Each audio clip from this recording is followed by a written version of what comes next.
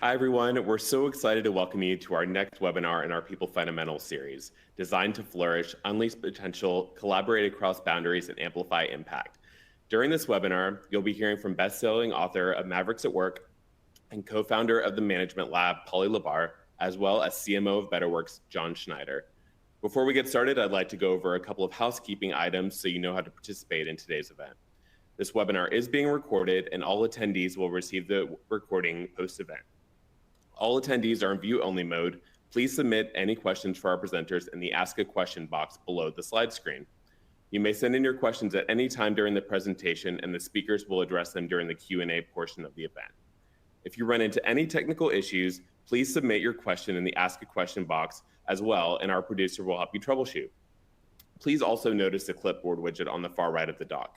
That's our feedback survey. If you could please take a moment to complete the survey before leaving the platform, we'd greatly appreciate it, as this helps us shape future webinars. Before I hand it over to our moderator, I'd like to share a few things. Curious as to what's happening with your employees in this rapidly changing environment? Join thousands of HR professionals that leverage the State of Performance Enablement report to find out what employees and managers want from performance management and what they expect of their organizations. Be sure to download a copy available in the related content section of the console. We are excited to share that our CEO, Doug Dennerlein, and our VP of HR Transformation, Jamie Aitken, have written a book titled Make Work Better, Revolutionizing How Great Bosses Lead, Give Feedback, and Empower Employees. You can learn more at makeworkbetter.com. And lastly, stay tuned for details on our next webinar in our People Fundamentals series with June Bauer. Now, without further ado, I'd like to introduce our moderator, John Schneider, CMO of Betterworks. John, over to you. Thanks, Alex. Welcome, everyone. Well, between all the changes in our careers and our busy home lives, and I can say as myself, being a father of 3 boys, I can say things are just sometimes moving too fast, but it can also be energizing in life. I remember bringing home my new dog, Willow, and I can say there's nothing like a dog to keep you on your toes. So if any of you would like, please share what energizes you, whether it's today or something that's more enduring that energizes you on a day-to-day basis. It's always fun to hear from everybody in the chat thread. It's great to have everybody here today to join us, whether you're a veteran of the webinar series or you're a newcomer. For those of you that are new to our series, let me just give you a little bit of a recap around why we've designed these webinars just for you. So People Fundamentals is dedicated to empowering HR professionals with the tools and knowledge to better support employees while addressing some of the biggest issues you're facing in your profession today. In today's rapidly changing work environment, HR leaders are giving increased attention to people fundamentals. They don't change. We all value fairness, support, growth opportunities, and balance. As employees, we all want to unleash our creativity, explore new avenues, and strive toward achieving our goals. Our deep engagement in our work speaks to commitments around our outcomes for what our employers are seeking to do. However, the playing field is constantly shifting, and the rules of the games are evolving around us every day. Work is being reimagined due to a myriad of changes right now. There's the rise of distributed work, as well as some breakthrough innovations. It's hard to believe just prior this last fall, generative AI wasn't really that much of a table conversation, and now we know it's likely to revolutionize how we interact with technology and software forever. All of these changes require constant adaptation by our employees. As a result, it is a business imperative to recognize and respect these fundamental aspects of our work because they are the one stabilizing factor that will always ring true. And our speaker, Polly Labarre, has seen this firsthand in organizations that prioritize people. She sees that they're more successful and the organizations themselves are more resilient. And I think you're going to learn a lot from her. So at Betterworks, why do we do these people fundamental webinars? It's our mission and passion at Betterworks to help HR leaders put these principles into practice and realize the benefits of an engaged and productive workforce. Betterworks is modern performance management. We call it performance enablement because it flips the script on this traditional backward-looking, compliance-driven process and makes it forward-looking and development and achievement-oriented. So really, the proof is really in the pudding here. And in a broad-based study, it shows that Betterworks' approach to enabling performance is helping employees with goal clarity, and alignment. It's enabling managers to be more effective in their roles as coaches and in performance reviews. And most important, it's helping employees perform better. So without further ado, let's get right to the session itself with Polly Labarre. We're so excited to have her. So welcome, Polly. Before we get started, we like to get a fun fact from you. So we ask this of every speaker, and we did kind of sniff out in your bio that you're a self-described garden lady and cook. And so we're just going to go right at it there. Is there an intersection between the two of these activities of being a self-described garden lady and a cook? Are you growing your own vegetables and cooking them? Oh, absolutely. It's nightshade season. I just picked a bunch of tomatoes and eggplants and peppers, and my beans are going crazy. So don't get me started, because I could spend the whole hour on my garden. I really am a crazy garden lady. But yes, I eat a plant-based diet. So the garden comes into our kitchen, and we do all kinds of fun things with it. Great. And you're based in New Haven, Connecticut, you said? That's right. Yes. Okay. New Haven, Connecticut, which has become kind of, with climate change, a more tropical zone. So I can grow turmeric and ginger as well as the usual suspects. There you go. Well, welcome, and I'll let you go ahead and take it away. Excellent. Thank you so much, John. And I just want to say I'm delighted to be here with all of you. You people are my favorite people. I've been a student and an advocate of the work that you do and the impact that you make on the lives of so many people for decades. And it's been really gratifying to see over the last couple of years how the work of designing work, of developing and supporting human beings, of creating community, of building structures and systems that allow us to do things together that we could never do alone, all that crucial, complicated, never-ending work that you do has moved to the center stage. I think we're kind of in a golden age of HR when you start to see an explosion in creativity around roles and titles. We've seen HR rebranded very importantly as human experience. We have CHXOs now. We've got a renewed focus on culture and care and meaning, whether it's the head of vibe or the spiritual spark plug, one of my favorites. And you've got a new class of leaders who are supporting remote, hybrid, and steering the future of work efforts, whether that's the head of Team Anywhere or the head of dynamic work. The last time I saw this kind of proliferation of roles and titles was during the dot-com boom of the late 90s. I guess I'm dating myself. When we were first starting and editing, I was editing Fast Company magazine. And we actually created a column called Job Titles of the Future to cover the phenomenon. And here are some examples. It's kind of like a blast from the past. It was the era of everyone had a corporate anthropologist or a minister of culture. There were a lot of directors of fun. The first wave internet companies really took that assignment literally. You get the human interface human and the director of bringing in the cool people. At some point, and I think it was around when we got the pitch from the raging, inexorable thunder lizard evangelist for change, that it became clear that people were actually inventing new titles just to get in the magazine. So we had to close the feature down. Now, this is all fun stuff, but I bring it up because it's an indicator of much deeper tectonic shifts that have rumbled to the surface lately. For example, the long fermenting question of where and how and why we work was uncorked during the pandemic. And now you all in your roles are being whipsawed between the extremes, scrambling to support remote work, making return to office happen, recalibrating again and again to create that sort of perfect new hybrid normal, while also contending with wave after wave of turmoil in the ranks, from the so-called Great Resignation to rampant burnout, to unionization efforts, to mass layoffs, to all the emotions and behaviors that tend to go along with that. I don't know how much time you spend on work talk, but it's a black hole. So don't go there. But you've also been charged with rethinking work through the really important lenses of DEIA, ESG, the values and expectations of a whole new generation of workers. And at the same time, you're facing really increased pressure to deliver on productivity and performance imperatives to, as John was just talking about, integrate this whole new class of data analytics and AI tools into all of your processes kind of on a dime. And that's all against a roiling backdrop of very real and increasingly consequential outbreaks of climate catastrophe, social injustice, geopolitical shock.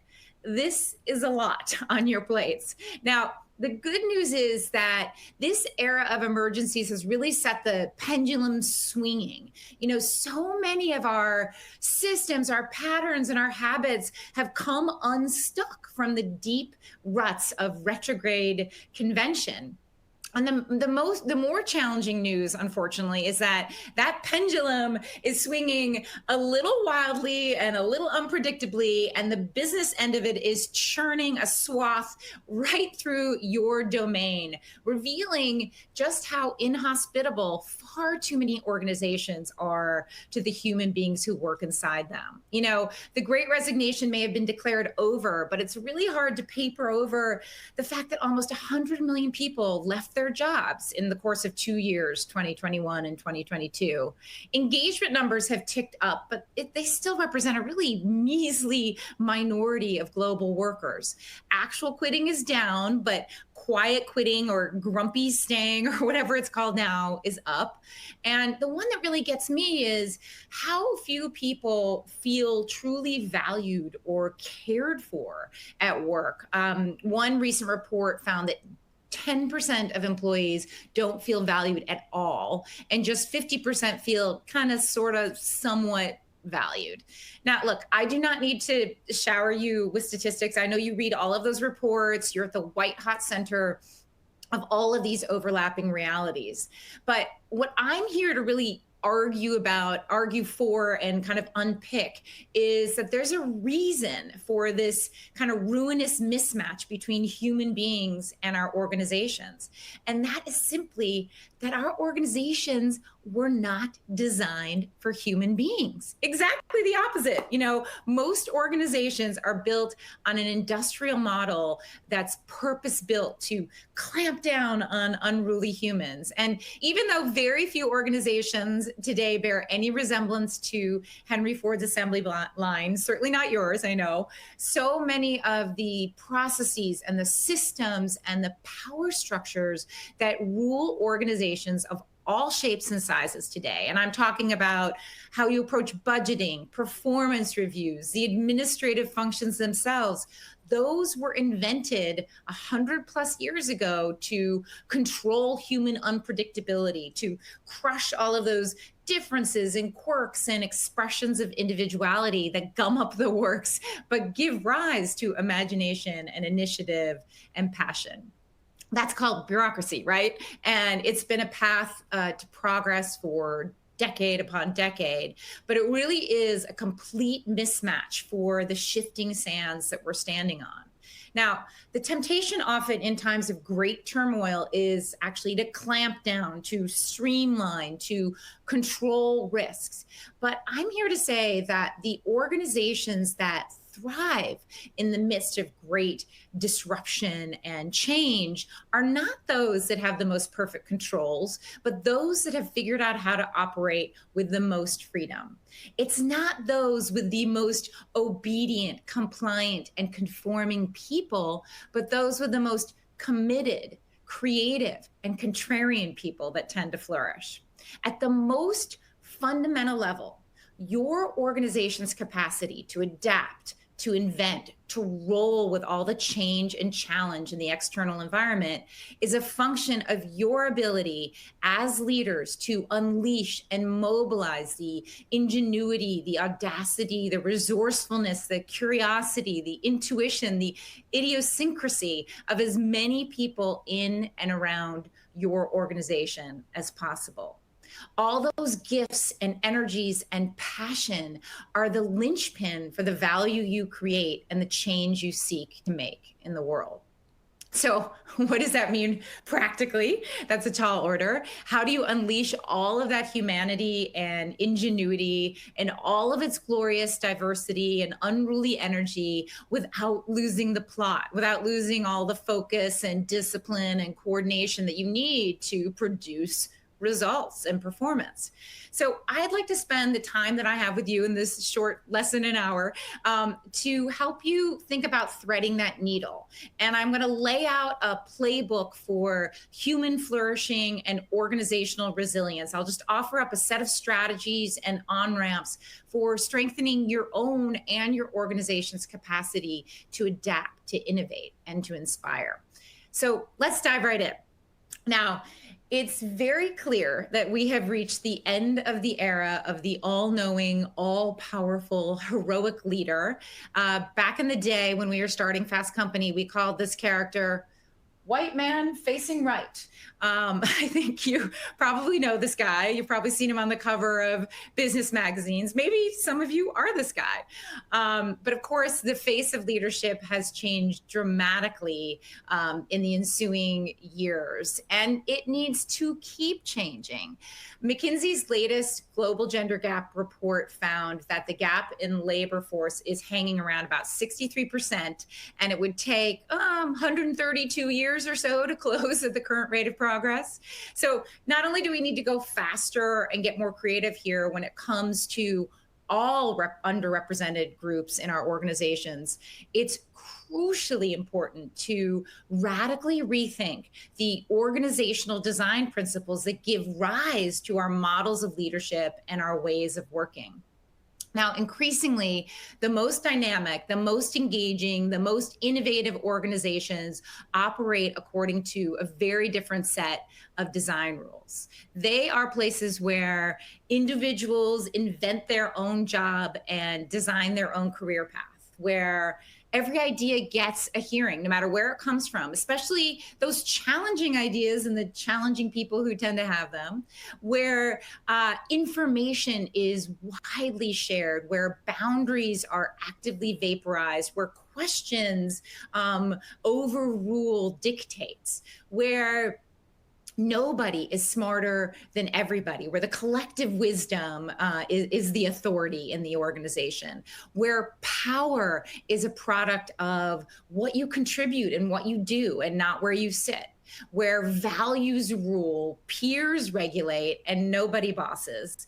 And finally, where everyone is equipped to lead, to create, and to own. Now, these principles here, they're on the march. They've taken on even in more urgency during the last couple of years with all the shifts that we've been talking about. And importantly, they're woven into the DNA of the next generation of workers and leaders. I've seen this at play in my travels over the last decades, where I've been studying and learning from the principles and practices of these progressive organizations. And I've seen how they've expanded and embedded autonomy and transparency and diversity and equity and dignity and ownership and community into the DNA of their organizations in order to generate innovation, flourishing, and resilience. And I want to share a quick story here of one such organization. And it's a public sector organization with a unionized workforce in an industry that's highly in person, fraught with painful labor shortages, high turnover, low morale. So like a real tough nut of a case. But some years ago, a nurse in the Netherlands named Jos de Blok was really frustrated with the rising costs, the increasing kind of bureaucratic roadblocks, the decreasing quality in his chosen profession of nursing. And he resolved to create a radical alternative. And in 2006, he launched something called Buurtzorg, which is Dutch for neighborhood care. And the organization has a really simple model. So Autonomous teams of 12 nurses serve a neighborhood. They serve patients where they live in their homes. And more than treating symptoms, Bertzorg's nurses are animated by this aspiration to help patients regain independence. They're really heartfelt purpose is to help people live more healthy and autonomous lives. And they do that by training patients and their families in self-care, and also by building robust networks of neighborhood resources to support those patients. Nursing teams control how and when they treat the patients. They manage their own budgets. They handle all their own planning, hiring, scheduling, training, every aspect that you would assume a manager would handle. And the organization has scaled really quickly, adding 50 to 100 new nurses a month and about 80,000 new patients a year since 2008.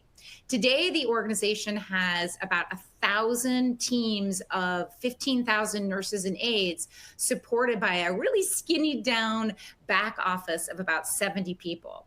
That includes 50 or so administrators who deal with legal, lease negotiation, financial statements, IT, 21 coaches who are there to share best practices and help problem solve, but never to manage.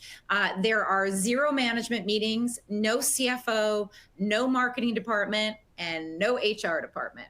Now, all of this autonomy doesn't mean it's a free-for-all. While Bertzorg is not ruled from the top down, it's governed by a simple set of regulatory mechanisms that help teams coordinate and manage themselves. The first is that powerful shared purpose that I talked about that really animates and pulls them along. The second is that all nurses are trained. They're equipped in collaborative and leadership skills, things like consensus-based decision-making, conflict resolution, peer-to-peer coaching, and active listening, things like that. Nursing teams are supported by a proprietary platform, and that's where they do all the required documentation, all that scheduling, billing, training, et cetera. And they have access there to real-time granular performance metrics and outcomes from across the entire system. So they can really see what's going on. They can generate insight. There's a lot of incentive for continuous improvement and innovation based on that kind of peer-to-peer benchmarking. They're financially literate. They're trained to think like owners, connect the dots, et cetera. And Bertzorg Web, as they call that platform, is also a really lively forum for nurses to connect across their local neighborhoods, to share stories, to ask questions, to swarm problems. The results are remarkable. So patients heal faster. They stay in care half as long as the average. They have 33% fewer hospital admissions. They're 30% more satisfied than the national average. Employee satisfaction is consistently chart-topping. Turnover is low. Bertzorg's costs are dramatically lower than the norm. They have 67% less overhead than their peer organizations. Auditors have found that Bertzorg's created a 40% savings for the Dutch healthcare system. And this approach has expanded into 35 countries and other professions such as law enforcement. It's really become a globally studied model. And in fact, you can schedule a visit or a webinar with them if you want to understand more of what they're doing. They're really interested in spreading and teaching their model. And I think really importantly, Bertzorg's model of minimum viable bureaucracy and distributed responsibility, it allows for maximum agility and creativity in times of change and crisis, like say a pandemic. During the pandemic, Bertzorg raced ahead. They manufactured and distributed PPE across the country and farther afield in Europe. Nursing teams really quickly mobilized and they developed alternative approaches. One example is they created these things called corona routes, where they were able to safely continue to provide direct care to the patients who needed it most. They also amped up their collaboration with other practitioners and organizations in order to coordinate care. So that kind of entrepreneurial activity, it's not limited to crises. Any individual or team with an idea has the freedom and the means to start what they call a project. So for example, a physiotherapist, a PT, had this idea that they should integrate a PT and an OT, an occupational therapist, in every one of the nursing teams in order to get that really crucial mobility and functional training as part of the healing of any patient. And that's now something that's a practice across the whole system. So Betterworks has hundreds of projects like that at various stages of development going on today. Now, Betterworks is admittedly a radical exemplar, but it's less and less a fringe case, I would argue. And my point here is not to say, okay, ditch your HR department and get all your overhead away. Although, rethinking the purpose of overhead and rethinking the purpose of the activities of the HR function is what we're all here for. The core takeaway with this Betterworks case, I think, though, is the fundamental principle at work inside Betterworks is a profound faith in the human beings who do the work, that they can and they want to do the right things well. It's a deep sense of trust at a time when there's minimal trust inside organizations. It's a trust in people that engenders reciprocal trust with the wider organization. And on the basis of this belief, they have dramatically expanded the leadership capacity of the organization by enrolling every single person as a leader, as an owner, as an entrepreneur, and then giving them the tools, equipping them to make decisions, to juggle trade-offs, to try new things, to connect with peers and partners across boundaries, and to act in the interest of their customers, who are their patients, and the organization day in and day out. So the result of enlarging individual responsibility has been the expansion of organizational respondability, the adaptability and resilience of the organization. So in other words, what I'm saying here is that in this case, you can see how they've effectively transcended that age-old trade-off between autonomy and accountability, between dynamism and discipline, between scale and bureaucracy. Now, you don't have to do a radical management makeover to create a culture of engagement and initiative and creativity. So let's move on to the next item in our playbook to unpack that idea. All right. Innovation is a social process. Even what looks like the greatest aha moment is arrived at through a long chain of insights, sparks, and connections. Novel solutions, they grow out of the mixing and mashing of diverse perspectives, leaps across realms, iterative builds. And in that context, the work of leadership, your work as people professionals, is less and less about directing and planning and visioning, and more about involving people. Your job as a people leader is to create friction-free mechanisms and forums for sharing ideas, to figure out how people can build on one another's work in progress, to help people make connections across those organizational boundaries that tend to blind people to opportunities and potential. Your job is to build an architecture of contribution and collaboration. A leader who gets this more instinctively than most, who I've come to know over the years, is a guy named Jim Lavoie. Jim spent his career for many, many decades as an executive inside big defense firms. And about 15 years ago, he left and started his own software company called Right Solutions. They make mission critical software systems for the Department of Defense, for emergency first responders, for the back offices of casinos.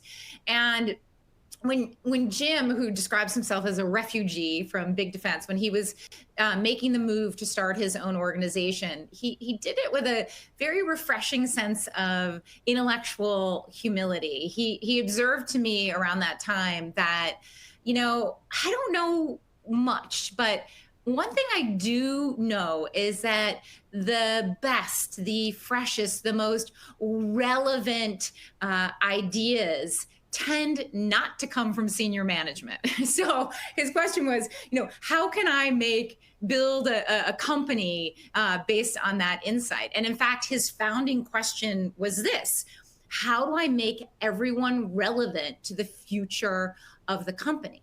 And that question actually was the one around which they built a whole portfolio of practices and approaches. It's kind of the founding principle of the company. The cornerstone of those is a stock market-based game they call mutual fun. It's kind of like a Bloomberg terminal got eaten by a Monopoly board, where players invest, they float, they invest in, and they develop portfolios of ideas. Now, what I'm showing you is not the slickest platform out there. And in fact, the platform design has evolved dramatically over the years. This is a very early iteration of the platform, and I'm showing it to you to underscore that as simple and playful and scrappy as it was immediately engaging and powerfully productive. So let me just run through the rules of play. Everyone in the organization gets $10,000 of opinion money. Anyone can fill out a really detailed profile and they become an intellectual capitalist. You can propose a new idea. You write up your expect us, and then you can list that on the Bow Jones or the Spaz deck, depending on what kind of an idea it is. You start to get a sense of their sort of goofy personality. That may not be you, but it's good for them. Every idea gets a ticker and a page with all of the details and its current pricing. An algorithm dynamically determines the value of individual stocks, portfolios, leaderboards, etc. And really interestingly, not only can colleagues trade ideas and build portfolios, they can actually volunteer to assist their colleagues. This is a page of budget items, and basically there are calls for help. Does anyone have 20 hours to do some research? Could someone offer up 80 hours to do some coding? And your colleagues essentially can vote with their feet to invest in the ideas that they think are worth developing. When an idea breaks into the top 20 on mutual fund, that team gets a little pot of money and some resources and some time to develop and test and iterate on their idea. If an idea actually springs to life and breaks into the real world to offer up new revenue or cost savings, the team and the people who worked on it share in those rewards. So mutual fund almost immediately became the conversation inside the company. It sort of like became a dynamic heat map of where this team of talents saw the future. In the first year, they had 50 IPOs. So I just want to share a couple takeaways for you as you think about involving everybody, maximizing collaboration, promoting organizational dynamism. And the first is, in an environment in constant flux, it's crucial to pressure test your very well-developed point of view, your thoughts about the world. And we all have them as people who are mature in our careers. But a great way to do that is to lay out a welcome mat for edge cases, for ideas that might seem weird or wild or contrarian or impossible. And that's what mutual fund does. And an example that Jim likes to share is something called Right View. So these young guys in the IT department had this idea of bringing the Xbox kind of immersive gaming environment to an application for emergency first responders. And they put the idea up. It was very well developed. People kind of glommed onto it and helped them develop it. It became a major suite of products that now accounts for 20% of the company's revenues. Excuse me. Now, that is a rare blockbuster, very rare for a mutual fund. But the point is, this is an idea that Jim and his sort of senior colleagues would never have had, number one. Number two, would never have greenlit if it had come up through the traditional planning and budgeting process. And yet it's an incredibly value kind of future stream of the company. Now, there's a corollary here, which is often the most powerful ideas come from the unlikeliest places. And innovation in too many organizations can be kind of like a charisma contest. You know, it's very clear who the designated creative and strategic players are and who's not one of those. And mutual fund offers this kind of apolitical, open, market-based mechanism that gives the quiet genius, the quiet voices, the diverse voices, a channel for contribution. And at a time when we really need that diversity of voices, a mechanism like this helps to surface that. And finally, mutual fund doesn't just help the organization generate new ideas. That's actually sort of the easy part. It helps them to collaboratively refine and prioritize those ideas. And it's also become kind of an emergent forum for a strategy, a strategic conversation that everyone gets to be a part of. And as such, it's become a real market for talent and opportunity, where individuals can dynamically define what they want to work on and with whom they want to work, and everybody can really expand the creative scope of their job. Now, the result is that Right Solutions is a vibrant, innovative, and engaged culture. It has deep reservoirs of expertise and capability, and it regularly punches above its weight and produces game-changing solutions and wins contracts up against really major defense firms. Now, this kind of architecture of collaboration is very accessible, and it puts everyone in the organization on the same page without a rigid compliance regime. It makes the most important work in progress a shared asset. It accelerates learning. It amplifies voice. It deepens belonging. And not least, it tends to kind of redraw your boundaries and open you up to new ideas and new insights and new energy wherever they come from.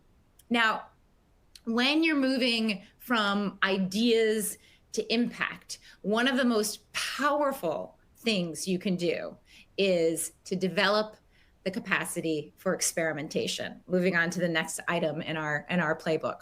What is experimentation? It's simply a process for cycling through a lot of ideas, quickly testing assumptions, getting feedback, and discarding what isn't working and building on what is. In other words, it's a strategy for really quickly and cheaply generating a lot of options and deepening your insight about whatever it is you're working on. Now, there are few companies that have embraced experimentation with as much gusto or rigor as Intuit, the $12 billion financial services software company. So about a decade ago, Intuit, around its 25th anniversary, was finding that it was hitting, kind of a performance plateau. And its leaders were determined to avoid that dreaded maturity and reignite growth and innovation velocity in the organization. And founder Scott Cook actually found sort of the company had gotten, even though they were sort of, a hot tech startup sort of, had gotten increasingly mired in bureaucracy as they grew. And he saw the traditional big company approach to decision making as a real enemy here. And in fact, he had a name for it. He called it the 3 Ps: politics, PowerPoint, and persuasion. I'm sure none of that is familiar to any of you in your organizations, but he and his colleagues set out to flip the script and to make everything a decision by experimentation in the organization. And that is a mindset and also a methodology that everyone in the organization is trained in today. They actually call it Design for Delight. And it's a whole portfolio of supporting practices and curricula and methodology. But let me just describe a core pillar of the approach, which is when you want to start something new at the company, you embark on what they call a pain storm, or sometimes they call this a follow me home, which is a 2 to 3 week exercise in really embedding yourself with customers where they live, where they work, deepening empathy by observing them, their behavior, and developing really nuanced insight into their pain points. And not surprisingly, every time someone does this, their preconceptions that they walked in with are usually shattered. That's just how this works. And nearly everyone in the organization has done this. A few years ago, they went on a customer obsession tour, and something like 9,000 employees did 4,000 of these deep, immersive kind of empathy dives into customer pain points. So they're really invested in that. Now, within a couple weeks of your pain storm, you run a solution jam or a soul jam. And the idea there is to generate very quickly solutions to those pain points that you uncovered, to first sort of diverge and brainstorm and create, and then to converge on a subset of solutions and pain points that seem worth testing. And then you do that in short order, quickly following on the heels of the soul jam. In a code jam, the idea there is, again, to very quickly develop something tangible. And it could be a piece of code, it could be a storyboard, it could be a mock-up or a walkthrough, but something physical or tangible that you can test, get into the hands of real customers, design and experiment around, so that you can get feedback and recalibrate again and again and again. Look, this is not rocket science. This is just their proprietary blend of design thinking meets the scientific method. You can get a lot of these tools, off the shelf on the internet. Just Google them. The key is to move away from the traditional approach to developing and launching new things. This might be familiar to all of you, right? Like, this is how you get an idea out of somebody's head and onto the roadmap in most organizations. This linear process is all about, upfront thinking and planning and perfecting and refining and getting your ducks in a row and getting buy-in and getting funding. And the problem is, the more time you spend mulling and plotting and perfecting your idea, the more likely you are to get attached to it and then kind of have your blinders on and discount all other possibilities. Whereas the experimental approach unfolds in an iterative loop where you're designing, you're testing, you're learning, you're iterating again and again and again. And it forces you to stop thinking about what you're going to do and just do something. This approach has yielded a wave of customer-centric innovation inside Intuit, from a mobile app for filing your entire tax return in just a few clicks called SnapTax. They put that up on the Android and Apple platforms, and within moments it had beat out Angry Birds as the #1 app, to a text messaging based service called Fazal that empowers Indian farmers with all kinds of real-time weather and market information, to live assistance embedded in the TurboTax app from real world CPAs.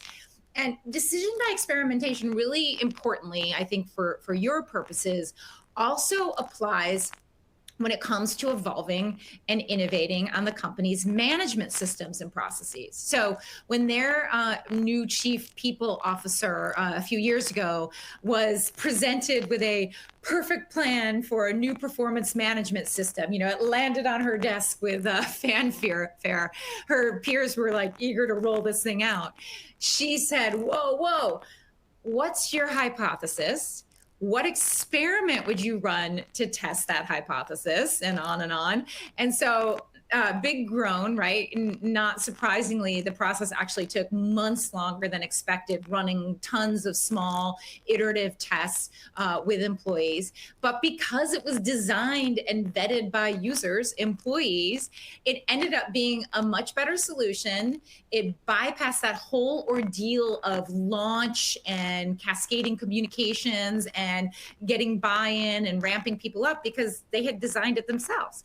And this is true at Intuit. The legal function redesigned in a whole portfolio of processes and procedures using the experimental method. The point is, Intuit, I'm getting a note that you're getting some static noise. Okay. I hope you can hear me well. The point is, Intuit runs thousands of experiments a year. The company has become a lab in which everyone has the opportunity and the responsibility to promote their ideas through these methods. And in fact, as Scott Cook puts it, the more important the decision or the effort, and in fact, the more important you are as an individual, the more important it is to start with an experiment, meaning no top exec can just say, I have a great idea, we're gonna do it. You have to run through this process. So today, Intuit is a place where some 17,000 people are deeply tuned in to customer insights and market signals and well equipped to turn that empathy and all that insight into innovative solutions at a really remarkable pace. And in fact, the company keeps increasing the portion of its revenues that come from products and services that didn't exist just 3 years prior.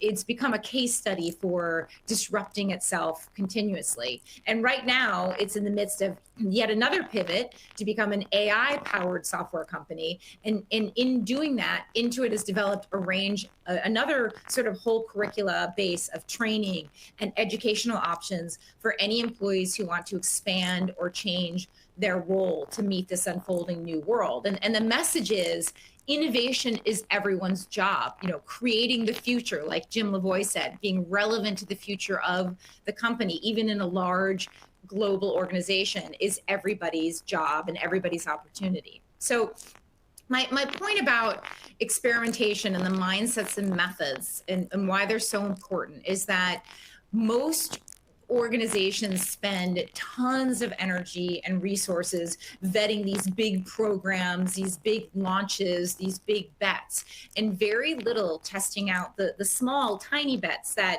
emerge from everywhere and anywhere, mostly because there's an aversion, a real fear around uncertainty, wastefulness, failure, all of which are just natural byproducts, learning phases of experimentation.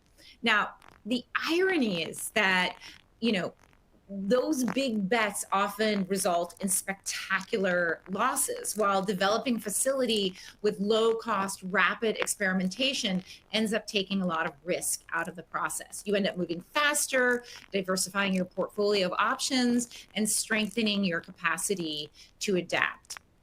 So what I would challenge you as HR pros is that in any of the areas in which you're facing a challenge or change, whether it's expanding development opportunities for your people or engaging a multi-generational hybrid workforce, adopting AI-powered tools, just a few of the things that are on your plate right now. In any of those areas, ask yourself, how could we, and include people in this beyond your own team, how could we generate a portfolio of small, cheap, fast tests, experiments that help you develop your point of view and strategies based on real world behavior and feedback?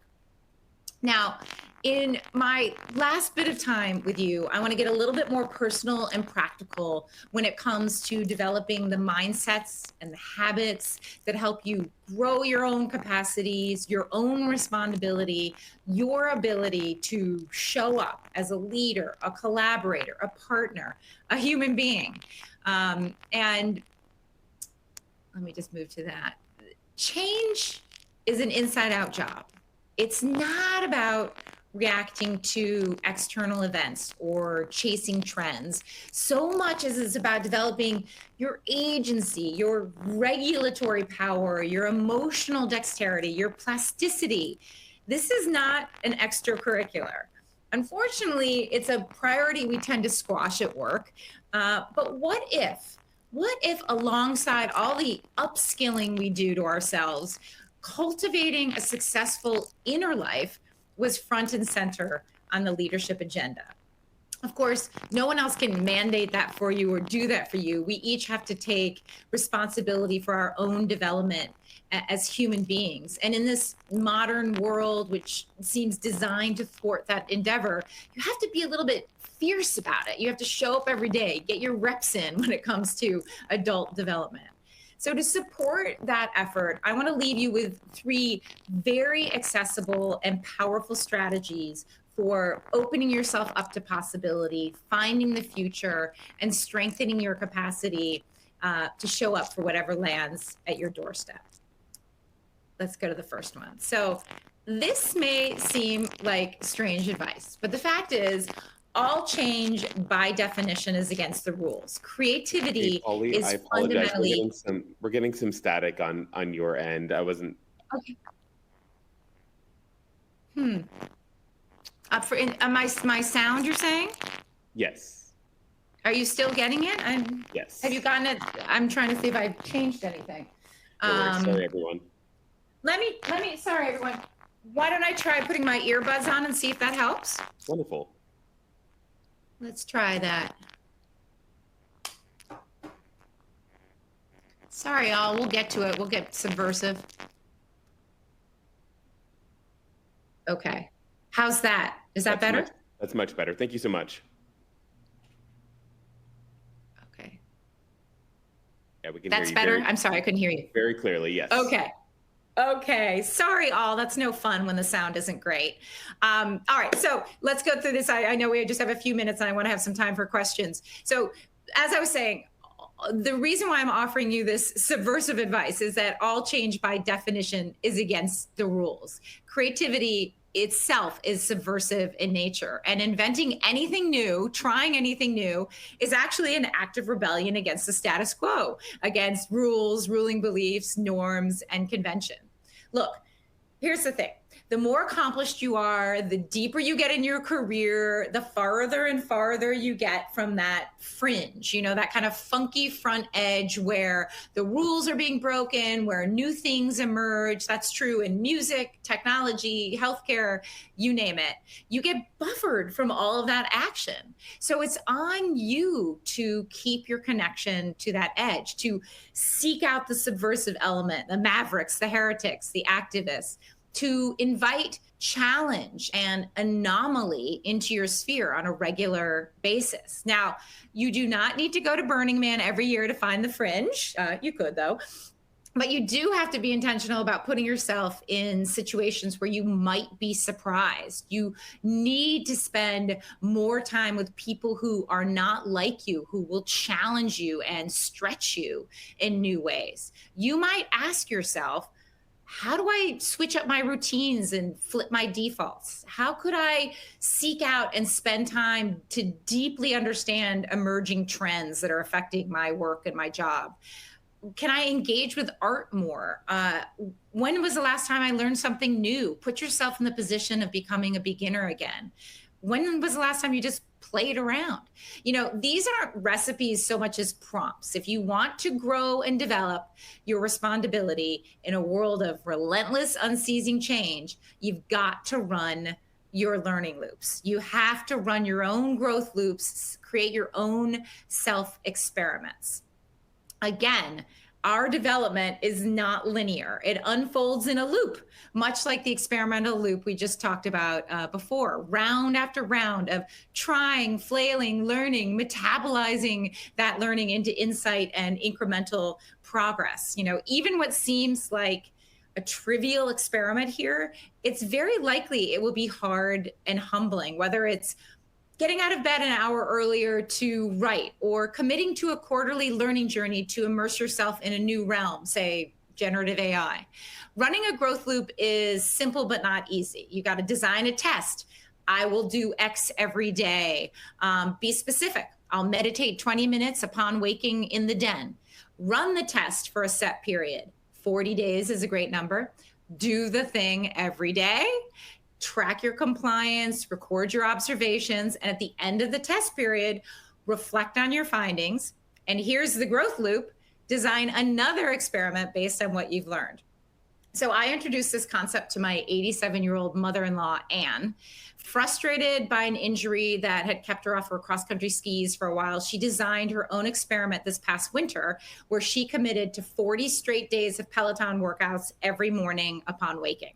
I was her accountability buddy, and she reported into me every day. Her experience followed what I would call a classic journey. Okay, these are mother-in-law texts I'm sharing with you, so that's what you're reading right here. First, you've got to go out hard. You've got a lot of experiment and positive energy.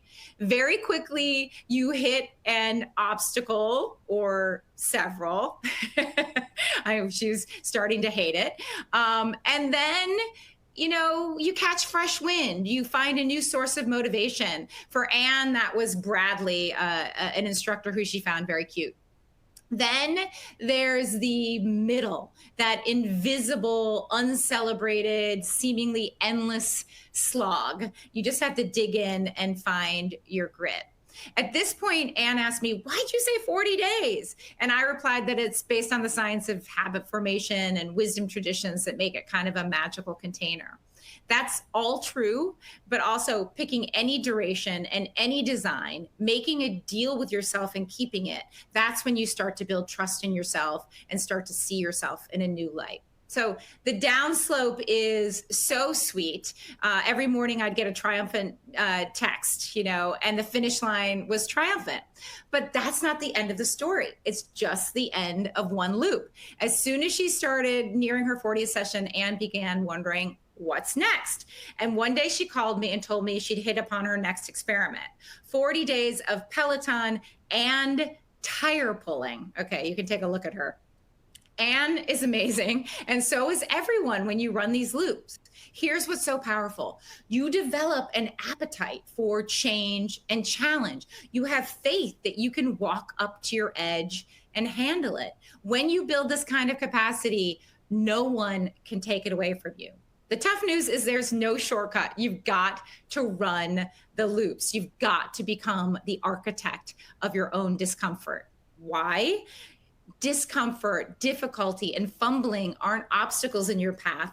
They are your path to becoming resilient, rugged, durable enough to handle the difficulty that's thrown in your path day in and day out, and to meet the moment every moment. Now, one of the most powerful things you can do when it comes to ruggedizing yourself in this world of change and challenge sometimes is just to do nothing at all.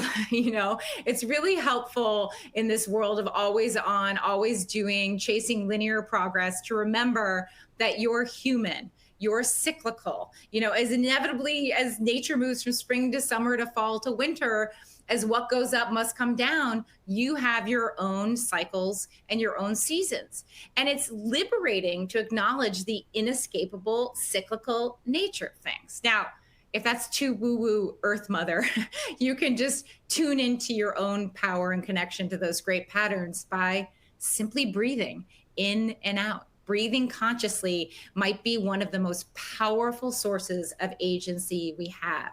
It gives you space to separate your response from whatever just hit your amygdala. It gives you freedom from the cycles of your mind. It gives you power to choose. So the next time you're amped up or overwhelmed, just try taking a few conscious breaths in through your nose, out through your mouth. It's amazing. Your next breath is a doorway to spaciousness, agency, abundance. All right, I've got like 1 minute left, and I'm going to move on really quickly to my final strategy for opening yourself up to the possibility and finding the future. And it's simply this. Why? Why does inquiry beat certainty every single time?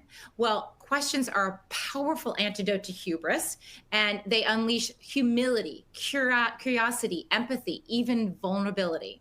According to Dan Wieden, who's a co-founder of creative agency giant Wieden & Kennedy, cultivating humility might be the most important job of a leader in a creative and disruptive environment. He puts it rather bluntly. He says, my job is to walk in stupid every day. I love that. Dan is a celebrated creative genius. He's the guy who literally came up with Just Do It.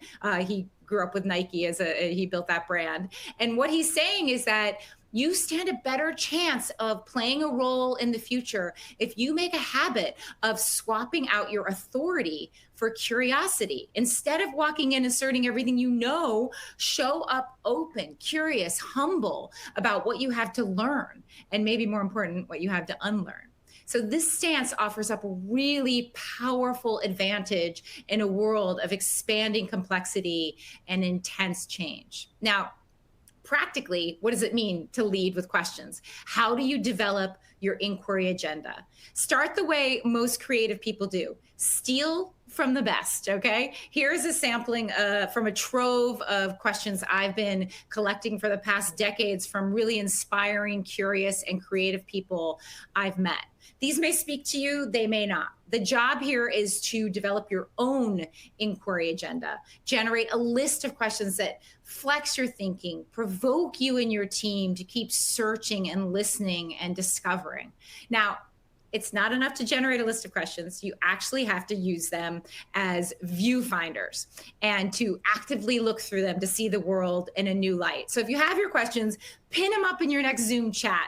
Pick one a day and look through it as a lens. Share your questions with your colleagues and create a trove of them for everybody. If you're having trouble, start with the basics. Why not, what if? Anyone who spent any amount of time with a young child knows that these are easy questions to ask and to keep asking relentlessly. And that's exactly the point. Children are blown open by questions and wonder. They're experiencing the world for the first time every day. They have the ultimate fresh eyes. That's what we need to get back to. Here's the thing. When you're 4, there are no stupid questions. When you're 34 or 54, you're supposed to know stuff, right? Practicing that kind of innocence takes courage. Sometimes your questions will seem stupid. Sometimes they will be stupid, but it's the questions that no one's asked before that yield the innovations that no one has tried before. So here's my parting advice to you. When you walk back to your office, try walking in a little bit stupider with a whole lot more questions. And if all else fails, just breathe. Thank you so much. That was great, Polly. Thank you very much. We're over a minute, but we're going to go through a couple of questions that were just really good ones, if that's okay with you. Is that good? Fabulous. We'll go rapid fire around here. So first one, the first case study you gave of the healthcare firm did generate some questions here. So I'm going to ask a few from Chandra, who asked some really good ones here. How do you handle when a team member is not working effectively? If there's so much tremendous empowerment here, right? How does that get governed that if somebody is underperforming, that's handled? Yeah, I love that question. And this comes up in these teams. So number one, as I mentioned, everyone there is trained in peer coaching, collaborative problem solving. So number one, they're empowered to sort of coach each other and regulate each other. Number two, they're trained in a lot of skills. They practice those skills on a regular basis, and they have a lot of backup. And the backup comes in the form of those coaches, but also in the form of peers across the whole system. So if they're having a problem, sometimes they'll go on their platform and say, hey, we have a colleague who's having this problem. How would you handle it? And they'll get a lot of information. So there's a lot of redundancy there and support and training that goes into that. Excellent. And then her other question was related to the kind of bandwidth required for experimental decision training and such. I find often leaders want to implement change, but don't want to put the resources behind it. Yeah. Okay. Well, there's a lot to unpick there. But what I would say is we all know how much time we spend in organizations going through a lot of this obligatory click through the training, the curriculum, the skills. And a lot of that is pretty dismal, let's just say. And so the question is, what do you really want to do if you want to help your organization become more experimental? And Intuit's case, they decided that's what they're going to invest in. They have all kinds of trainings from a 1 day or a 1 hour session to a 6-month apprenticeship in customer driven innovation, in experimental methods, in AI, you name it. So they're really invested in it. I would say that in an organization where leadership maybe isn't invested, guess what? Experimental tools, design thinking tools are available, really great ones on the web. And you can go to Stanford Design School, and they have a lot of great ones that are packaged beautifully. You can plug and play those tools, get a small group of your colleagues, and run a couple experiments. Once you've run an experiment and you have some success, which means you have data, you have feedback, you have an advanced point of view, share that with leadership, and you'll get a lot of traction. I've seen that again and again. Run the experiment and then ask for forgiveness later. Great. And very last question, a quick one here, kind of builds on that. In times of uncertainty, like we've been dealing with over the last few years, CEOs may tend to want to go towards more control versus create this type of environment you're talking about. So what would be your quick word of advice to a CEO that's feeling the need to control outcomes more than to create this more flexible, empowered environment?